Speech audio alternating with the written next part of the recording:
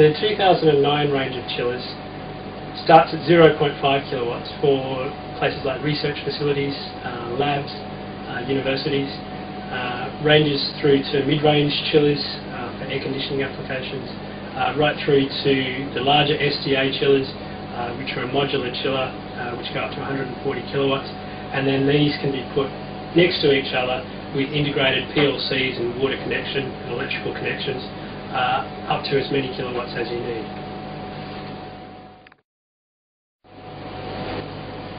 Who has used these chillers before? People like research labs and R&D companies are always big users of our equipment. In any given period, we'll have a number of the top 10 and the top 100 research spenders in Australia using our equipment. So in 2008, we had orders from CSL, from BHP Billiton, from the CSIRO, and countless orders from universities for the lab facility chillers. In terms of process environments, we do a lot of work with food processing environments, for temperature control in different production processes, the plastics environment, the pharmaceutical environment, the mining industry for cooling drives and crushers, concrete companies, cold water for concrete batch plants, and of course consultants and contractors for air conditioning developments. The SDA range came to us from one of our customers who suggested it would be a great idea if you could put a standard air-cooled chiller in a service elevator and take it to the plant room.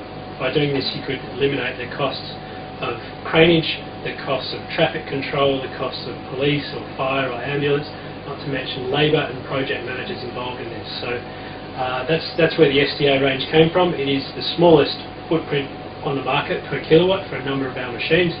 And they do in fact fit in the standard service elevator. So when you think of installing SDA chillers versus other chillers that may be available off the shelf, the savings are enormous once you start looking at the installation cost. Australian made is important because the machines are designed from the ground up for Australian conditions. Australia has a very challenging environment in that it can be very cold in parts, it can be very hot in parts, and the same places can get extremes of both hot and cold. So the machines are designed for these extremes of temperatures. They're designed for very harsh conditions. So as standard, all our condenser pins are passivated with a protective coating. And all the parts within the chillers are also sourced so that they're available locally if a local refrigeration mechanic needs to get to it. So in terms of where the machines fit in the market, the machines from Summit Matsu chilling systems are the ones that are designed to last between 15 and 20 years. If somebody needs to work on them, then they can go to their local wholesaler and they can get all the parts locally and quickly, and that's what we want. The main things that differentiate Summit Matsu chillers from others on the market are made in Australia, which we've already discussed.